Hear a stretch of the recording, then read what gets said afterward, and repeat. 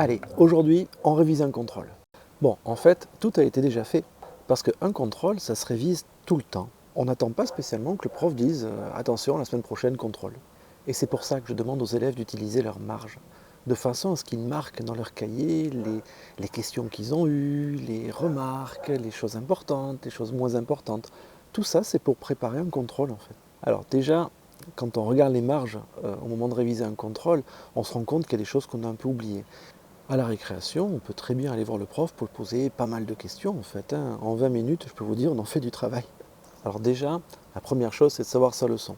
Et là, je vous renvoie sur la vidéo à apprendre sa leçon. Mine de rien, c'est souvent là que le problème est. La plupart des élèves comprennent, mais n'apprennent pas. Ensuite, il y a les exercices. Il faut les avoir faits, refaits. Il faut avoir remarqué pourquoi on s'était trompé, regarder la solution qu'on avait qui était fausse, regarder pourquoi la correction est juste, aller voir le prof pour savoir pourquoi c'était faux, on ne s'en souvient pas, est-ce qu'il peut réexpliquer. Alors moi je propose à mes élèves, et beaucoup de profs le font je pense, une fiche de révision. Alors la voilà. Comme vous voyez, cette fiche de révision, elle est assez détaillée. Il y a ce que je dois savoir avec différentes choses. Il y a plusieurs chapitres comme ça. Et ensuite, à la fin, il y a en général, je dois. Et là sont tous les conseils généraux qui sont valables pour presque tous les contrôles en fait. Ça, c'est un travail que fait l'élève. Le problème qu'il y a, c'est que si l'élève travaille tout seul dans son coin, il est seul responsable de son travail. Et c'est beaucoup de pression, notamment s'il a des difficultés, notamment si après la note est mauvaise. Donc il faut absolument partager la responsabilité, et pour ça, il faut qu'il prouve à ses parents qu'il a travaillé. Alors vous faites confiance à votre enfant et vous avez raison. Le problème n'est pas là. Pour un enfant, prouver qu'on a travaillé, même si on a la confiance des parents, c'est important parce qu'après ça enlève la pression. Si on fait un planning pendant lequel les parents vont dire ben voilà, ce jour-là, ce jour-là, ce jour-là, je vais vérifier l'avancement, et que tout est bon.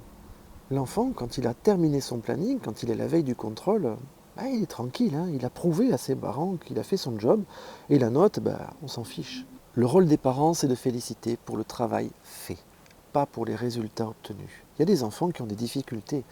Comment ils vont faire pour avoir des félicitations, ces enfants? Il y a des enfants qui ont des facilités. Comment on va faire pour leur dire que ça ne va pas? Non, c'est le travail qu'il faut féliciter, pas le reste. Alors il y a un moment aussi qui est très important, c'est la veille du contrôle, préparer le cartable avec l'enfant. Notez sur votre agenda que ce jour-là il y a le contrôle, allez voir l'enfant et dites allez, on fait le cartable ensemble, on va bien vérifier que sur la fiche de révision, on va bien vérifier que tu as tout le matériel. Et donc l'enfant, ça va le rassurer, parce qu'à ce moment-là, on ne va pas le tester sur les connaissances, on va juste gratuitement passer du temps avec lui et le rassurer. Apprendre un contrôle, comme vous le voyez, ça prend beaucoup de temps. Il faut s'y prendre pas longtemps à l'avance, hein, mais il faut le faire tout le temps en fait. Périodiquement, il faut poser des dates à laquelle tout va être contrôlé. La tenue du cahier, les exercices, les leçons sues. Vous allez passer peut-être une fois, 2 fois par semaine, une demi-heure à faire réciter une leçon, à vérifier. Et si l'enfant ne sait pas la leçon, il retourne à son travail. Ce n'est pas à vous de réexpliquer quoi que ce soit ou de lui faire apprendre sa leçon. Il est grand, il est au collège quand même. Je ne sais pas si cette vidéo vous aidera. J'aimerais vraiment que dans les commentaires, vous me disiez ce que vous en pensez, parce que beaucoup de parents ont leur méthode à eux, qu'ils ne partagent pas malheureusement. Souvent, ce sont de très bonnes méthodes. Et j'aimerais bien que vous les partagiez avec moi, que je puisse en faire profiter les autres. J'ai dit ce à quoi je pensais, j'ai sans doute oublié des choses. N'hésitez pas à mettre un j'aime, ça fait toujours plaisir, c'est quelque chose qui motive pour faire d'autres vidéos. Abonnez-vous à la chaîne aussi, ça c'est quelque chose qui motive aussi. Et puis pour vous, ça vous permet de ne pas rater les autres vidéos. Je vous remercie. Au revoir.